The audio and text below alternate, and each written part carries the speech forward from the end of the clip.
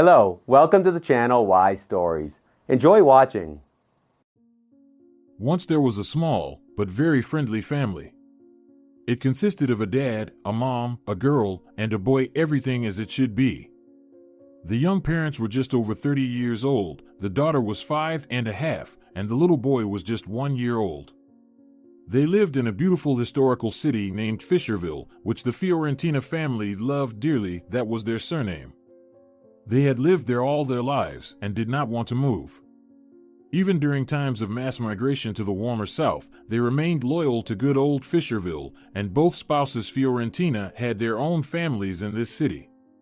Eugenia's father, who raised her, lived there, and Gilberto's beloved mother and father lived there too.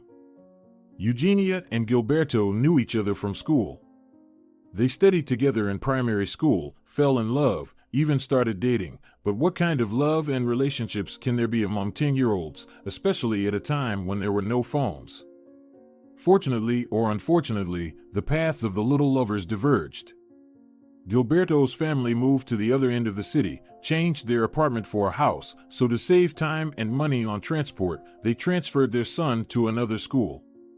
When Eugenia first learned about this, she was very sad and melancholy. She cried for 3 whole days. But soon she got used to it, especially since the next year she lost her mother. Years passed, and the grown-up children sometimes remembered their first love, which began and formed in the 4th grade, and used it as an example in their new relationships time after time. This continued until fate decided to intertwine their souls again. Eugenia and Gilberto finished school and then, as usual, decided to enter university. However, only Eugenia managed to enter the university in the year she graduated from school. She hated her specialty almost from the very beginning, the biology teacher. The girl's parents chose the profession for her, as she herself did not know what to do. But as soon as the first year was coming to an end, Eugenia couldn't pass several difficult exams, freaked out, and withdrew her documents from the university without telling her family. Everything was revealed only when the 18-year-old girl was taking exams again. "Eugenia, have you lost your mind? You already studied for a year. Couldn't you endure 3 more?" her stepmother asked, upset by the news. Eugenia did not like the question from her unloved stepmother. After all, 3 years was too much for her, especially since she did not like the specialty. Just as she wanted to start arguing with her and defend her rights, her father joined the conversation. "Daughter, it's your choice. Thank you for at least informing us. I hope this time you'll choose a study to your liking."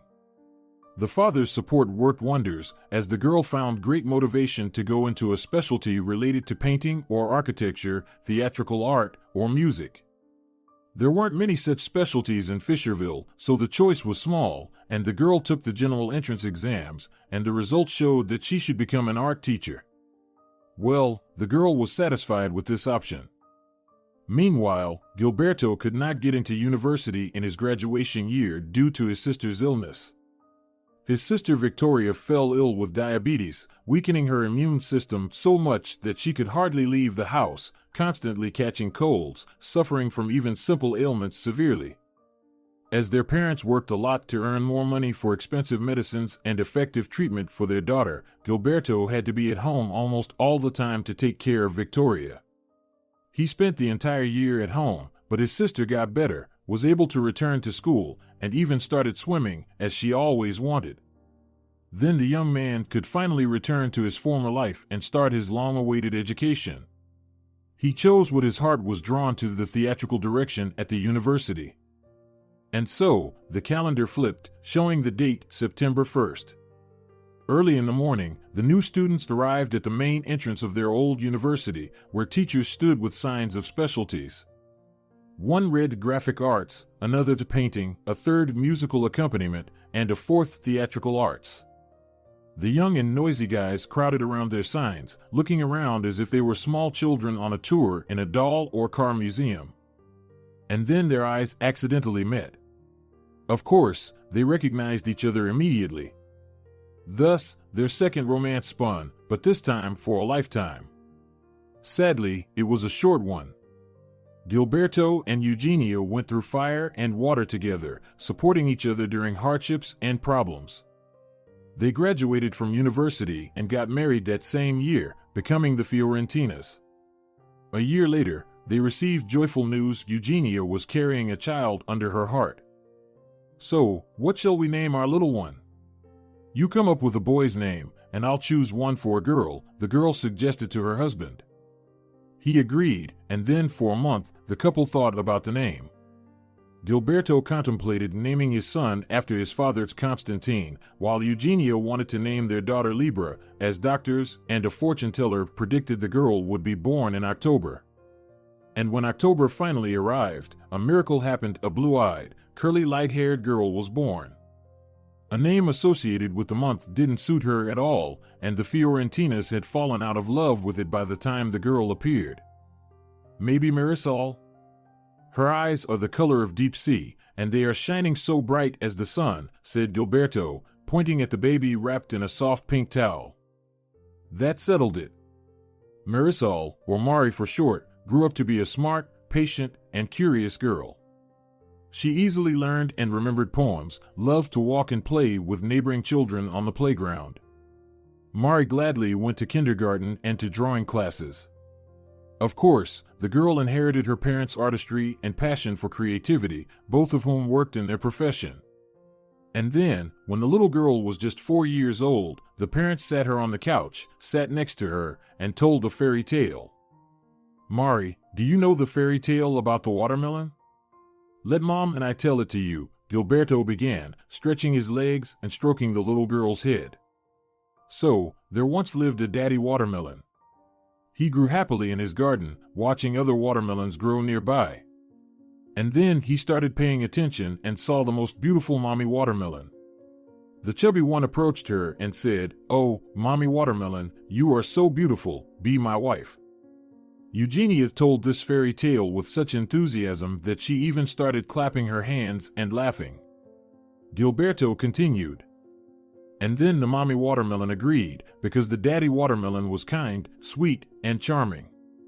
Soon after their wedding, they had a daughter watermelon, and then 4 years later, they learned about a future little son watermelon." Eugenia looked disapprovingly at her husband. Apparently, the story was not meant to be so short, but he decided to cut it short. Then they both stared at Mari, and she just exhaled and said, "Mom, Dad, am I going to have a little brother?" The perceptive girl understood everything. She didn't even need fairy tales, although she really liked the story with the watermelons. "How lucky we are to have such a smart girl," the father beamed. And soon, Marisol had a little brother, Rodrigo, affectionately called Rue. The Fiorentinas lived happily as a family of 4 in Fisherville, and nothing seemed to be able to disturb their happiness. But a terrible tragedy happened. The family decided to go on a summer vacation. They packed their things, loaded them into the car, and set off. They only had to drive a mere 3 hours, but fate had other plans. In the first hour after leaving the city, the pleasant and calm weather suddenly turned awful and utterly unpredictable. A horribly strong wind blew, a downpour started, followed by hail the size of eggs. The Fiorentinas were in the middle of the highway. They couldn't even pull over or find shelter. The windshield fogged up so badly that the wipers couldn't keep up. Visibility was 0. It's no surprise that the driver lost control. Gilberto Fiorentina was driving, and he couldn't stop the car in time and crashed into the one that had stalled right in front of them. Many perished in that catastrophe, and due to the raging natural disaster, there were many more accidents. The list of the deceased was long, many were seriously injured, and only a few had minor bruises.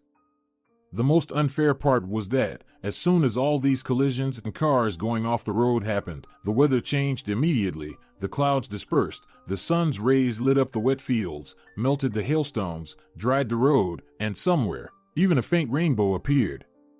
Little girl Marisol Fiorentina lay in her child's seat, which had been thrown onto the street, looking at the blue sky and the clouds scurrying across it. A cool, but already gentle wind blew on her round face, rustling her curly hair.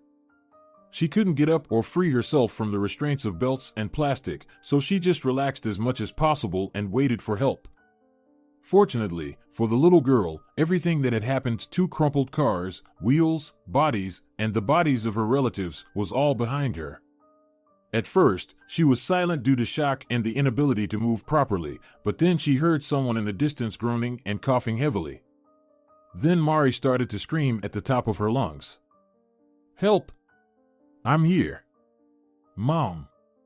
Help!" Someone was approaching her, shuffling along the road and coughing into their fist, until a 35-year-old red-haired woman appeared in front of the girl. She was severely wounded in the head, tears and fear frozen in her eyes.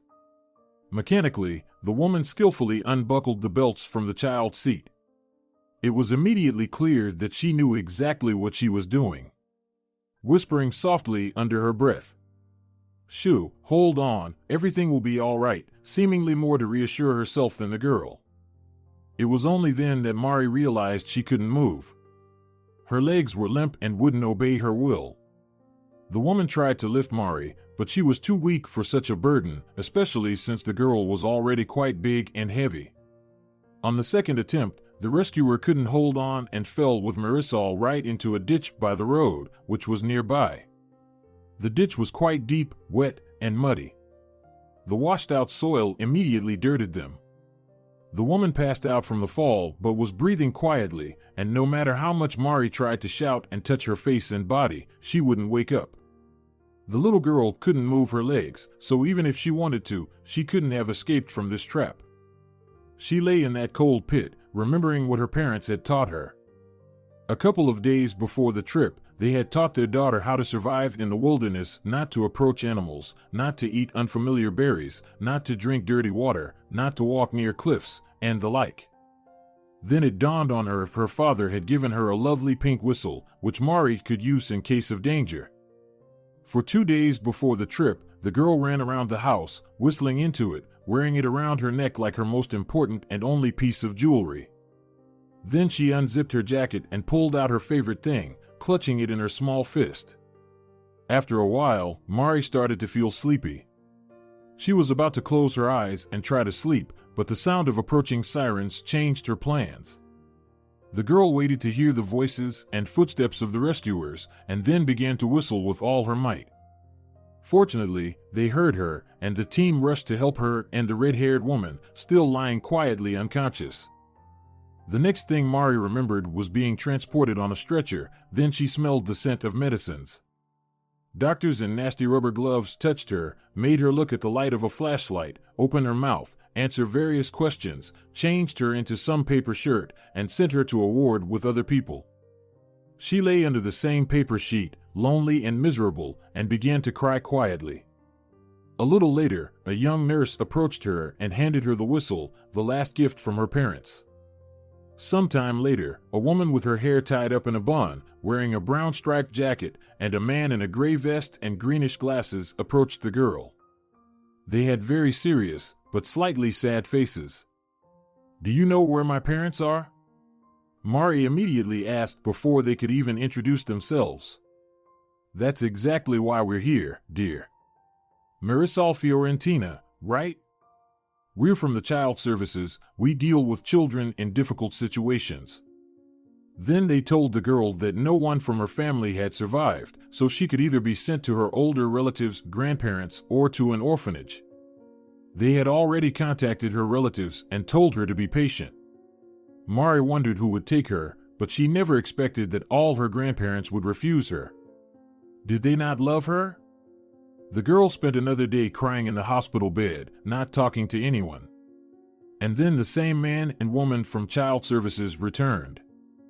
"Marisol, get dressed, it's time to go." But Mari didn't know that she was not only leaving the hospital but also her hometown. She was taken to the city of Colton, located on the Colorado River. The reason given by Child Services was that there were no available spaces in the orphanages of Fisherville.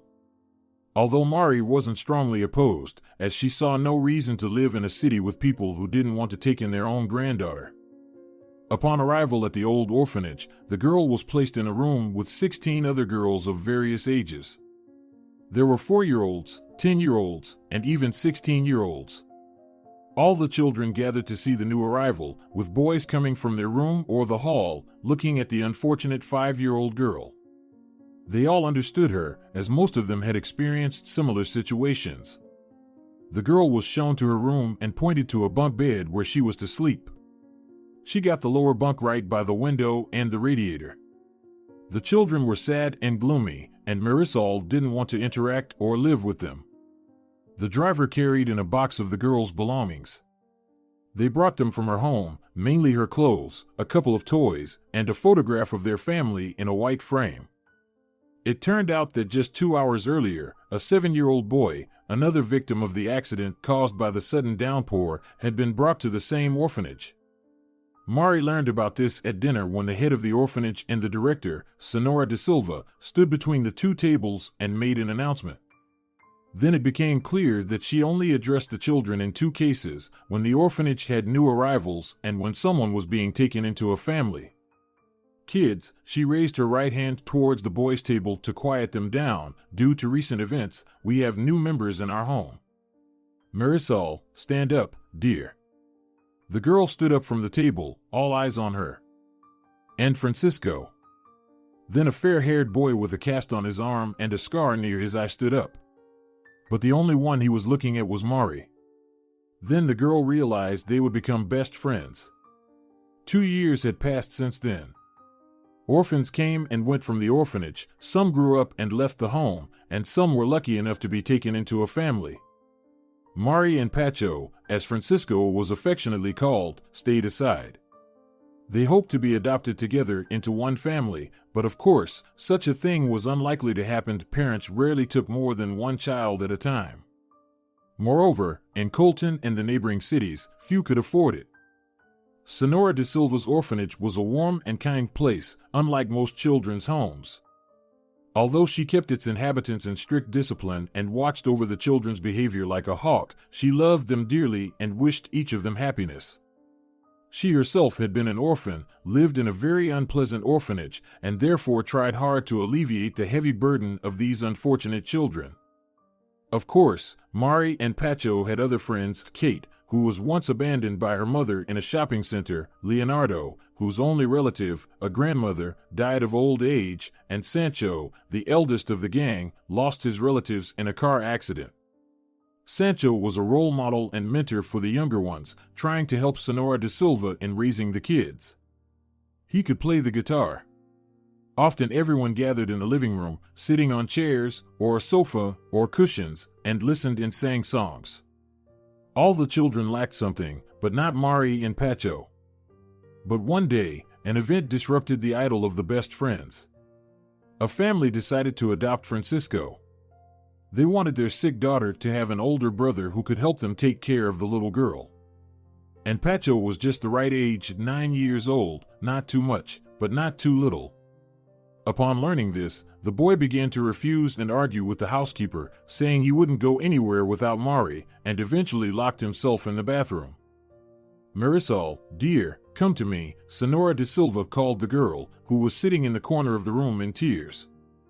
Mari obeyed, and the woman hugged her tightly and gently said, Dear, I understand your feelings, but help your friend. Francisco is very lucky, a wonderful family wants to take him. He will be happy with them. Don't hold him back here, help him, tell him to leave, he will only listen to you. Mari took a few minutes to digest the information, as she was faced with a serious choice to let go of her best friend and closest person or not. But eventually, she heeded the housekeeper and her words. She knocked on the bathroom door where Francisco was hiding, shouting that it was her. The boy quickly opened the door, pulled her inside, and locked it again.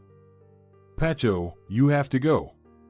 The family will give you what we all lack so much, warmth and love, attention and care, a good life. Live it for both of us. After half an hour of persuasion, Mari succeeded. Francisco left but promised to write letters, and for a while, they did exchange them. Half a year passed. Mari had gotten used to life without Pacho. Mostly, she tried to spend time alone, climbing onto the orphanage roof, which she was, of course, forbidden to do, and sat there, dreaming. She remembered her deceased family, her best friend, and thought about what her life could have been if not for that disaster.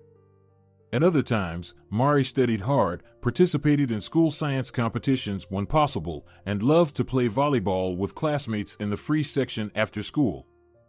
Then one day, rumors spread around the house that some foreigners wanted to adopt a child specifically from their orphanage, and they specifically wanted a girl aged 7 to 10. There were not many suitable girls in the orphanage, only 3: Kate, Rita, and, of course, Marisol. Can you imagine if I get adopted and taken to someplace like England or Brazil? That would be so cool, 9-year-old Eugenia, who dreamed of it the most, said. Yeah, and you'll be Eugenia Black or Banderas, giggled the older girls, simultaneously envying these 3 chosen ones. Later it was known that the potential guardians were from France, and then all 3 wanted to be that very chosen one. In fact, all the children in the orphanage wanted to be the one chosen. That's when Mari thought that since the adoptive parents were French, she needed to learn everything about their national characteristics, culture, and art. She took all the possible encyclopedias, picture books from the school library, anything that could help her. Practically the first thing she read was the fact that the French love foreigners who know their language well, and her eyes lit up. She decided to learn French. But self-study would be very difficult for an 8-year-old schoolgirl, so she approached her English teacher after class and asked, "Senora Almanza, do you by any chance know anyone who could help me with learning French?" The curly-haired little girl's question surprised her teacher. Mari was one of the teacher's favorites because she always did her homework, listened, and behaved well in class. The woman was one of the few who believed that the girl had great potential, despite being an orphan. She replied, "Yes, Marisol, I do. It's me. I studied 2 languages at the university, and French was the second one. What kind of help do you need?" From that day on, Marisol stayed after school for additional French lessons. Within a week, the little girl could almost read without mistakes. Salut, je m'appelle Marisol. Yes, excellent. You're reading the guidebook I gave you, aren't you? Senora Almanza asked during one of the lessons. The girl nodded, meaning yes, of course. In fact, she read it at night when no one could see or know what she was studying in secret. However, if the moon didn't shine through her window, her studies immediately suffered. Her knowledge grew day by day, and her motivation to improve increased at an unstoppable pace. Then one day, one of the children overheard Senora de Silva speaking on the phone in an unknown language. Can you imagine? She was speaking some fancy, incomprehensible words. What if it's an alien language? Said Mingo, who loved to make up nonsense. What were the words like? What did they sound like?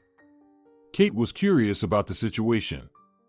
Something like Durapel, mole, or something like that. I don't know, she wasn't very clear, and then she walked away. When Domingo said this, Mari's book fell from her hands and crashed to the floor. She realized it was French, which meant Senora de Silva might have been talking to that family. To prevent the other kids from suspecting anything, she theatrically waved her hands and almost shouted, "Oh my God, what a bore! Impossible to read." Her ruse worked.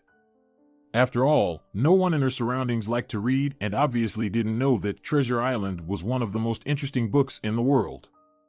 Later that same evening, Marisol decided to go to the director and find out about the adoptive parents, whether her new skill would be a plus. But passing by her office, she heard Senora de Silva's voice. The woman was clearly not speaking Russian, so Mari involuntarily pressed her ear to the door and listened. It was French. So, Mingo was right, she thought. This is what she heard. Yes, we have a capable girl named Marisol. She learns everything quickly. Senora de Silva was talking about Mari. It seemed that luck had finally smiled at her. Just as she was about to leave, she heard a phrase that made her stop. You want her to be what? A maid? But she's only 8.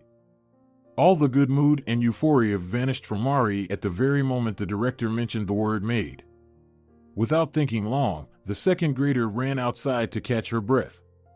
Mari couldn't believe that the orphanage's matron would do this to her, send her to another country to serve some haughty French people, and this in the 21st century.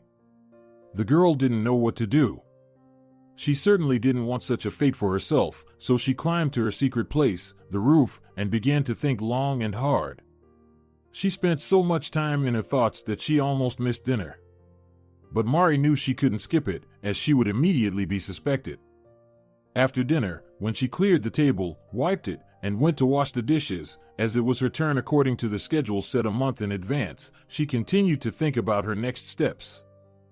"You seem thoughtful today, Marisol. Is everything okay?" asked the elderly janitor Jesusa, who was in the kitchen at that moment. The girl didn't immediately realize that she was being addressed. "Yes, Aunt Jesusa, everything is fine. How about you?" Then the woman began to tell some uninteresting story about her cats, how they fought or played or bit her. Mari wasn't sure, as she hardly listened to her, returning to her problems and her thoughts.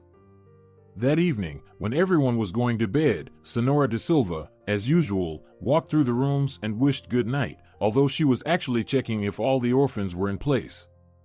As she left the girl's room, her serious gaze lingered on Marisol. The girl stared back at her with a hurt expression on her face, which she couldn't control, and then suddenly jerked and curled up in her blanket. Waking up at about 4 in the morning, when it was still far from dawn and everyone around was sound asleep, Mari began to pack her things into her bag: clothes, family photo, toys, and a couple of books. The books weren't hers, they belonged to the orphanage, but it was unlikely anyone would notice their absence, as no one but her read anything. While dressing, she plopped onto the bed, and the mattress traitorously creaked loudly under her. The noise woke her upper bunkmate, 15-year-old Josefina. The girl fidgeted in place, then leaned down to see what was wrong with Marisol. Her sleepy eyes widened as she saw the dressed girl sitting next to her packed bag and staring at her. "Mari, what time is it?" Fina asked in a hoarse whisper. "Shoo! It's still early. Go back to sleep, or you'll wake everyone up," Mari quietly told her bunkmate, who believed her and gladly turned away. Before leaving the room where she had spent almost 3 years, Mari looked back at the girls wrapped in blankets. Memories, like film frames, flashed before her eyes, then she quietly crept past the closed boys' room, slipped into the corridors, and reached the cloakroom, where she climbed into a locker with jackets and pulled on the one she usually wore. There was a rule in the orphanage: if you outgrew old clothes, they were passed down to the younger ones, so many wore and passed on the same items over and over again. For the first time, Marisol found herself on the street at such an early hour. She didn't know it would be so unpleasant, cold, and damp. After stepping down from the porch and taking a few steps away from the house, she heard a creak from the southern side of the building. She looked in that direction and saw Senora de Silva's sleepy face in the window. The director squinted her eyes, examining the little girl, and then it dawned on her the girl was planning to run away. Her wrinkled face suddenly became animated, and she jerked to open the window, but Mari didn't hear or see what happened next, as she was already running away from the orphanage. After a while, she caught her breath and came to her senses, confronted with the question, what to do next. It was starting to get light outside, but now she needed to find some food, warm shelter, and everything else. She didn't want to quit school, so she decided to continue attending. It was Tuesday. So, after wandering the streets for a few hours looking for somewhat safe basements or entrances, the girl headed to school. And in the first math class, the school director, psychologist, and a man in his 50s, if not older, entered the classroom. The director approached the teacher, whispered something to her, and the teacher, panic-stricken, blurted out to the whole class, "Fiorentina Marisol, come here immediately with your things." The sullen girl gathered her bag under the watchful eyes of her classmates, got up, and left the classroom following the group of adults. The classroom door closed, and with it all of Mari's hopes for a life separate from the orphanage. Of course, the authorities wouldn't allow a little second grader to live on the streets, unattended, but at that moment, Mari felt very hurt and even a sour taste in her mouth appeared. Young lady, what do you think you're doing? The school director began to scold the girl. But then the school psychologist, a pleasant woman in her mid-40s with disproportionately long arms, Sonora Torrento, grabbed his shoulder. Leave this to me, okay? She said to the director, and then turned her gentle gaze to Mari. Dear, let's go to my office. We need to discuss something if you don't mind. Then Sonora Torrento put her long hand on the girl's shoulder and led her forward, but Marisol had no intention of obeying, talking, and ultimately returning to the orphanage. So she waited for the moment when the woman relaxed, and the men disappeared and wriggled out of the psychologist's grasp to escape.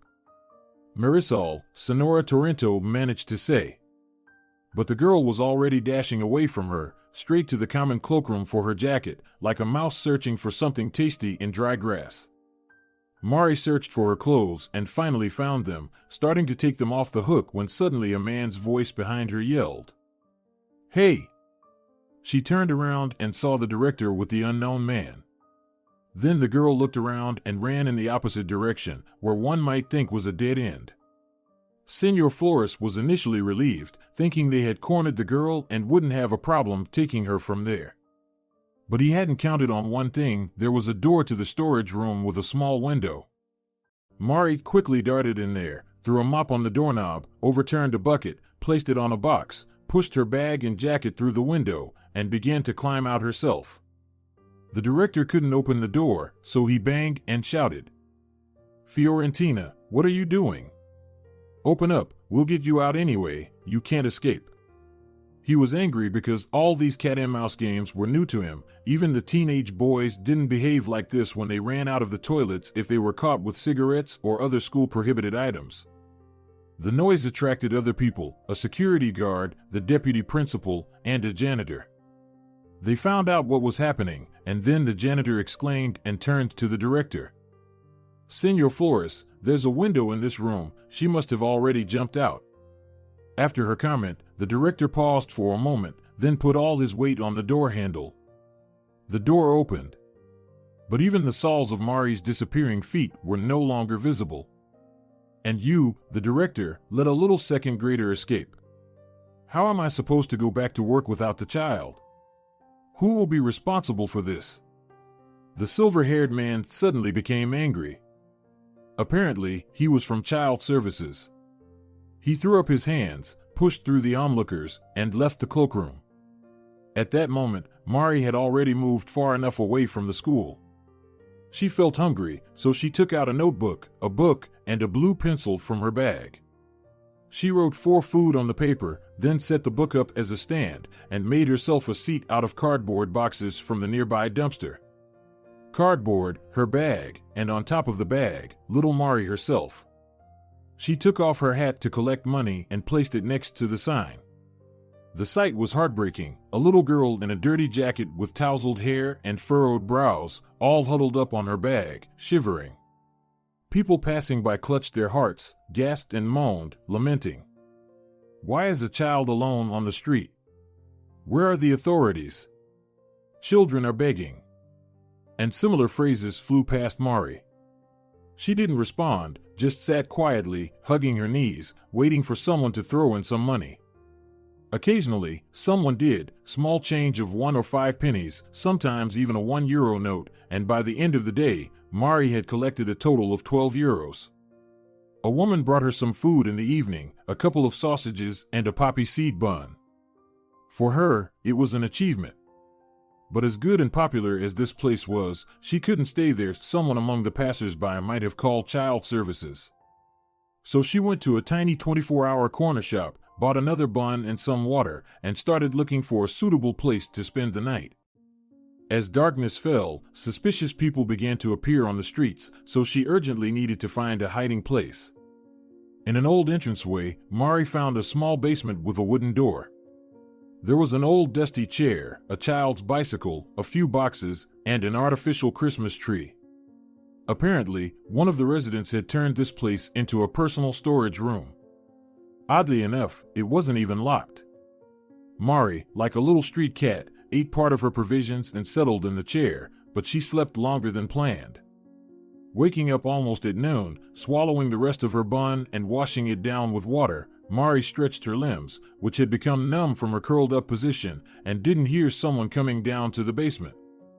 She realized only when the wooden door swung open and a young woman screamed in surprise and stepped back. Mari was frightened too, but remained silent, clutching her belongings tightly. She prepared for another escape, but the young woman blocked her way. After catching her breath and realizing that it was just a little girl in front of her, she calmed down and said, "Hi. What are you doing here? Did you sleep here?" The woman had a gentle voice. Her dark eyes seemed kind and concerned, so Mari decided to trust her and nodded. The girl pursed her lips and then added, "Come with me. I'll make you some tea and serve some porridge. It's just ready." Within minutes, Mari was sitting in the young woman's small, cozy kitchen, holding a cup of hot water, looking at the jar with instant coffee. She felt warm and calm. The last time she had felt this good was when she sat with her own parents at home.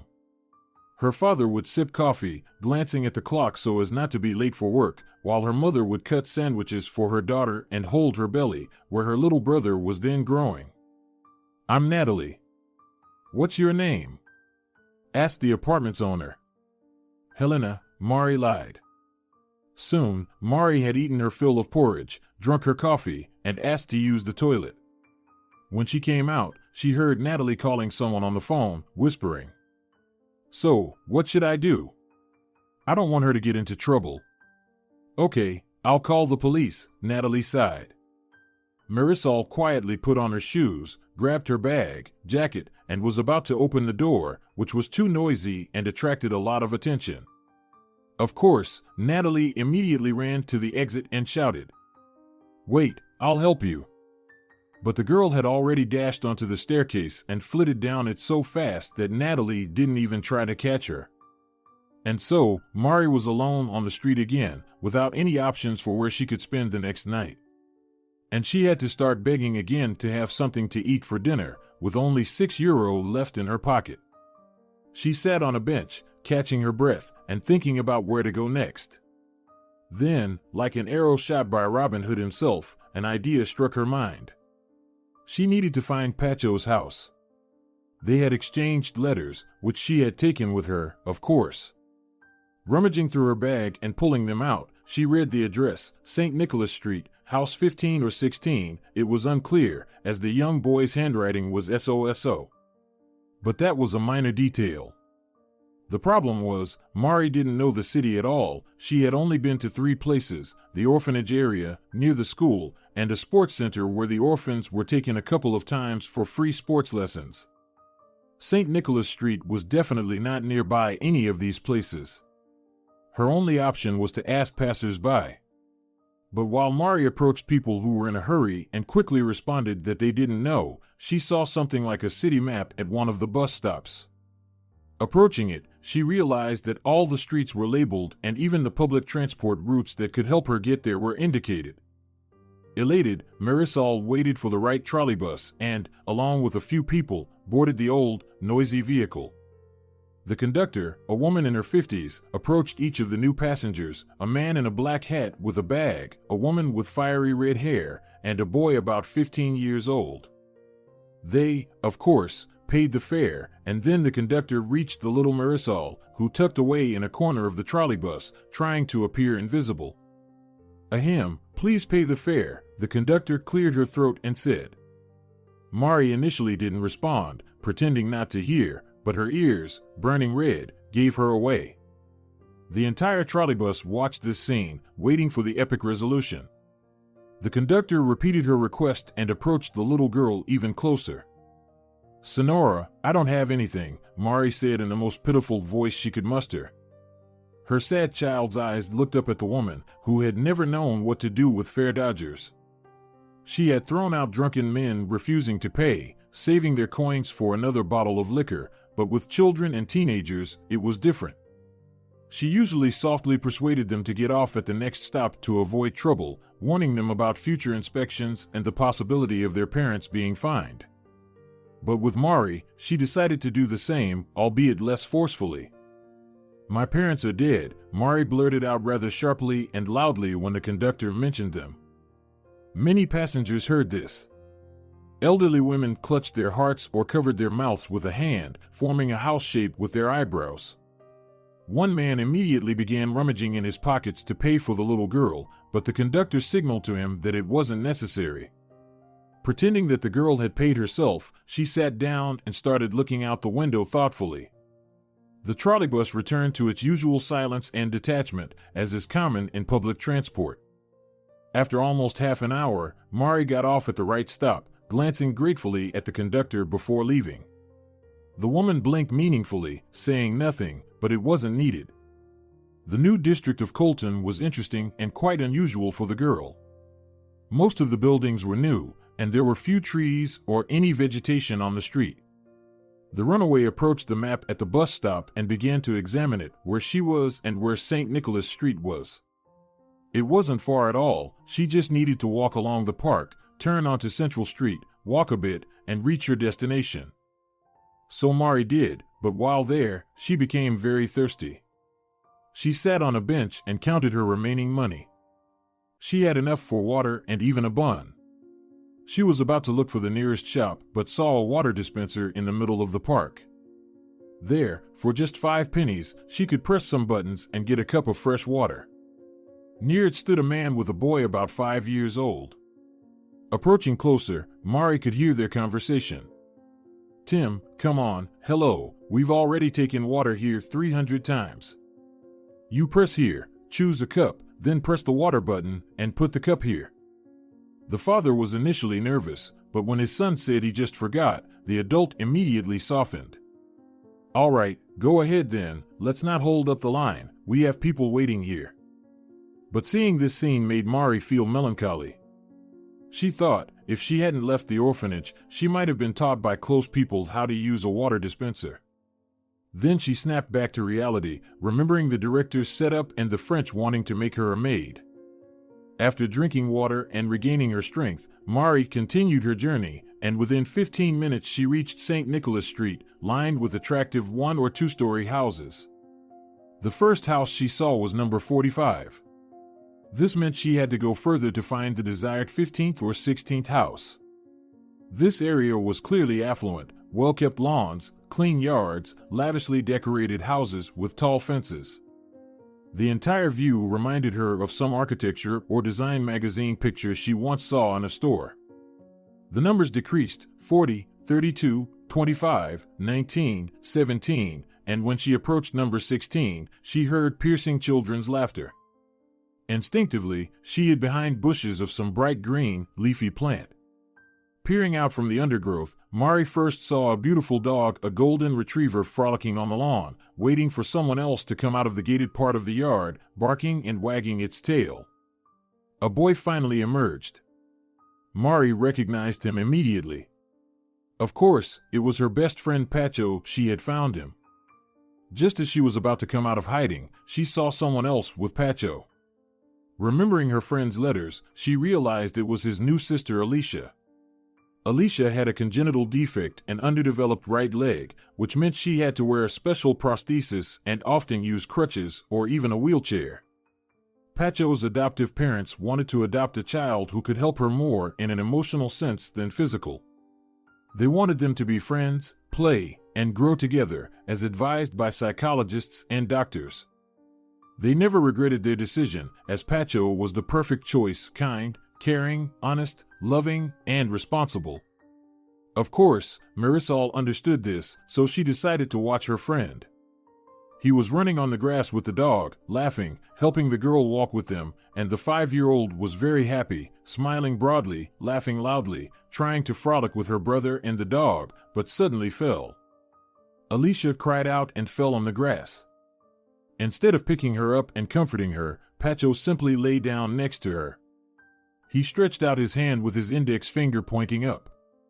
Mari immediately understood he was showing Alicia the clouds, because they used to do the same together when they lived in the orphanage. "See that small cloud? It looks like a duck," Pacho would say. "I think it looks more like a potato," Mari would respond. And the children would argue until they came to a consensus: a potato duck, an airplane bird, a floral donut, and other things. Despite seeing her best friend playing with his new sister, Mari thought about how she couldn't take him away. The little girl needed Pacho, but not as much as the sick little one did. Sighing heavily, Marisol abruptly turned to leave the house secretly and stealthily, but almost bumped into a man standing right behind her. "Oh, hello. Do you want to play with my children?" Mari recognized the man. He was Pacho's adoptive father. He and his wife had come to the orphanage to adopt him. But fortunately for her, the man didn't recognize Mari. "No, sorry, I'm leaving," she mumbled and ran away from where she had come so long and persistently.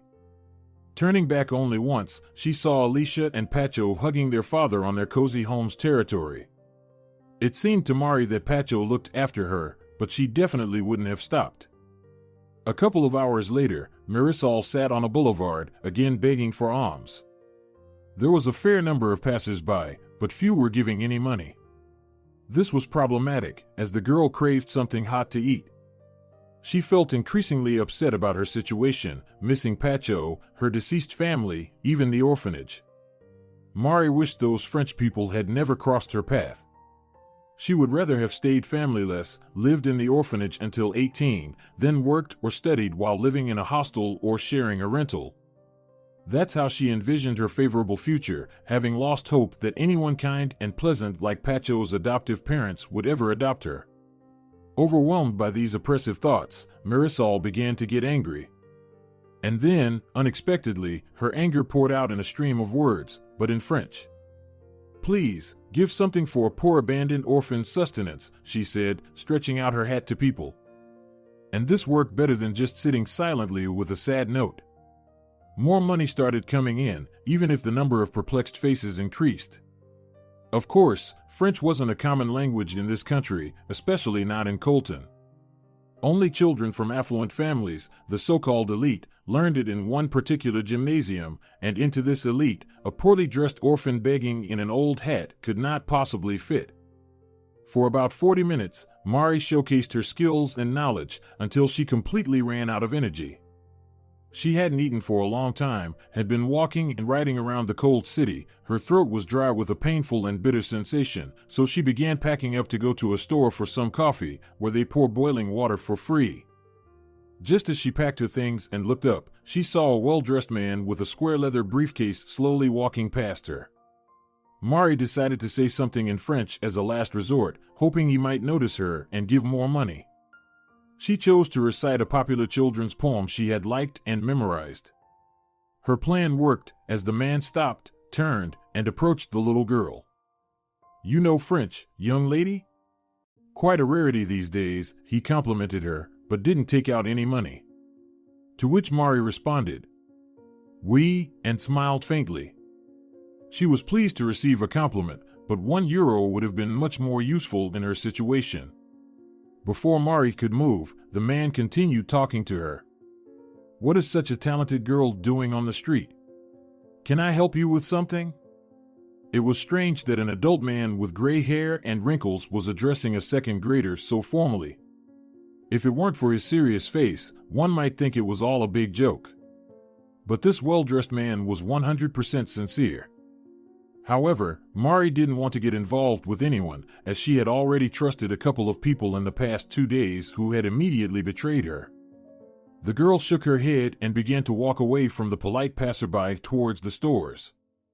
"Wait, young lady. Let me feed you at a cafe. There's a nice little place just around the corner. They have croissants with chocolate and delicious coffee. It's all on me." This offer enticed Marisol, so she agreed to go with him, but only for the food. The cafe was indeed very cozy and charming. This was only the second cafe she had ever been to. The first time, her parents had taken her in Fisherville, where she ate potatoes and drank juice. And now, she was having the most delicious croissant of her life, something she had only read about in books and French textbooks. The man just ordered a cup of coffee for himself. As Marisol eagerly devoured the croissant, she began to relax, and the man seized the moment to start a conversation. "My name is Philippe. And yours?" He remained as polite and pleasant as before, his questions not sounding intrusive. Marisol, but better call me Mari, the girl replied, surprised at herself for so easily and quickly revealing her real name to a stranger. Then he carefully extracted the rest of her personal information, why she was on the street, where she ran away from, where she was born, how she learned French, and so on.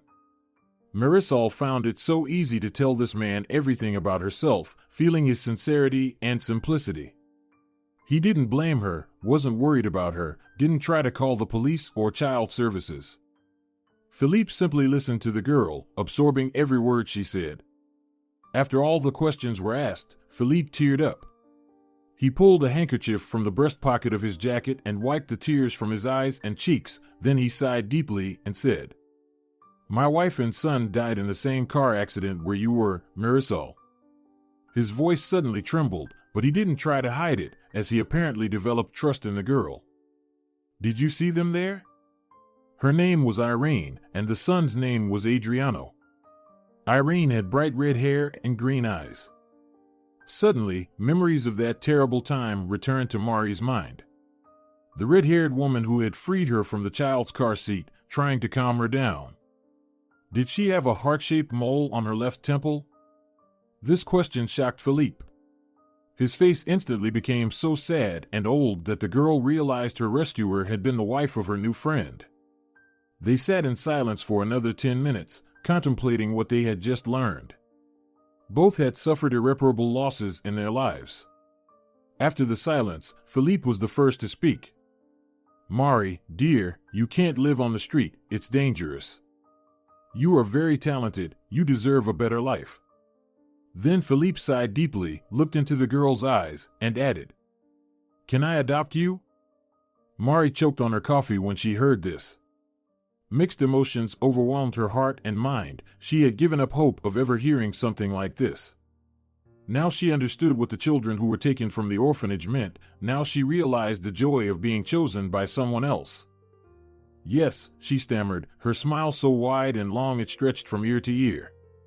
She got up from the table and approached Philippe to hug him around the neck. He allowed her to do so. But the man insisted that they still call the police, who would return her to the orphanage for a while, and then Philippe would take her. He swore to do all this, not to leave the girl alone, and to come back for her. Fortunately, he kept his promise. One of the arriving policemen greeted Mari's adoptive father very politely. Soon after the adoption, Mari learned that Philippe was a diplomat, quite respected in the city and region.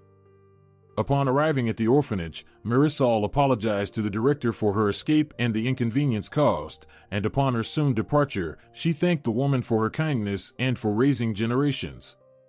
In fact, Mari didn't stay in the orphanage for more than a week. It's good to have an adoptive father who is a diplomat. Philippe lived in a 2-room apartment. The small room was empty, with white walls. "Your bed will be delivered in 2 hours, and tomorrow the rest of the furniture, a wardrobe, a desk with a chair, and a nightstand, the rest we'll choose together depending on the mood." "Okay?" Philippe said, showing the girl her new home. "So, I picked up a few cans of paint in different shades at the store. How do you see your room?" On the floor stood 5 cans of soft-shaded paint, pink, green, yellow, blue, and lavender. All of them were very beautiful and Marisol liked them, so she said, "How about one wall being yellow, another blue, the third pink, and the last one this, lavender?" Philippe laughed, and they began to work. Mari had to transfer to another school, as the old one was too far, but before leaving, she asked Philippe to help her French teacher, as she had taught her completely free of charge. Of course, the father agreed and gifted the young teacher a trip to Paris for a few days, which made her immensely happy. Marisol continued to study French on her own. In a new school, the kids were nice, the teachers competent, there were many different sections, and the building looked very decent. Life got on track, her studies continued, and a family appeared. What else could she wish for? But something was still missing in her. Years passed. Mari turned 16, grew up to be an attractive and smart girl, made friends, but luck wasn't on her side in love. It's not that she was looking for a groom at such a young age, but her teenage years were crawling, and she needed something to fill them. Then one day, her father sent her to the capital for a couple of weeks of study and cultural rest. There was a very interesting program like a camp where they sent young talents, monitored them, and simultaneously taught financial literacy, economics, programming, and the like. When Mari arrived in capital and the whole group finally gathered together, they did a roll call. A woman in a red neckerchief shouted the surnames and names of the children at almost the entire station, and they answered, "Here. Abdella Samira.